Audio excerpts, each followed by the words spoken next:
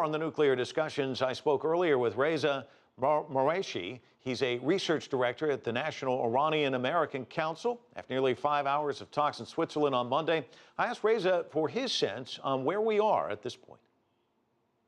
Well, here in Switzerland, the negotiators are really working tirelessly and frankly around the clock to try and bridge remaining gaps that exist on a range of issues.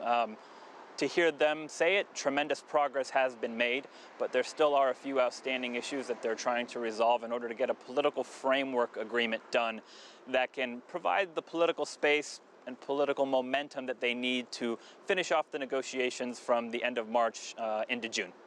Let me ask a two-pronged question. Have you ever seen negotiations complicated as much by outside forces? And by that, of course, I'm talking about Benjamin Netanyahu coming and speaking to Congress, and then, of course, this letter from the senators. There's been so much outside turmoil. Does it impact the talks, the first part of it? And secondly, have you ever seen anything quite like it?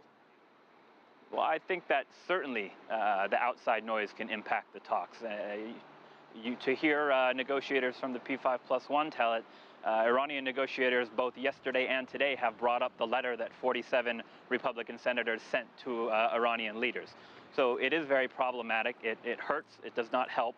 And it's unnecessary obstacles and outside interference. So hopefully it will not become an insurmountable obstacle given how much progress has been made, because we've never been closer to a deal than we are today.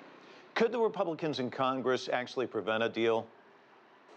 I don't think that they can actually prevent a deal per se. What they can do, though, is they can prevent the Obama administration, more specifically, in the United States more generally, from fulfilling the commitments and obligations that they might sign on to if any deal is reached. One perfect example is Congress controls the purse strings, and there's going to need to be financing for the implementation of this deal, particularly through the IAEA. If Congress chooses to not fund or to defund various activities, that could cause the United States to not live up to its end of a bargain, and that could be catastrophic. We've talked a little bit about outside noise. Now there's someone else involved in the outside noise. Saudi Arabia warning that a deal could prompt other states to develop atomic fuel. What do you think about a nuclear fuel race? Well, I think that any signatory to the Non-Proliferation Treaty is entitled to have nuclear programs on their soil, the details and technicalities of which have to be ironed out with the IAEA.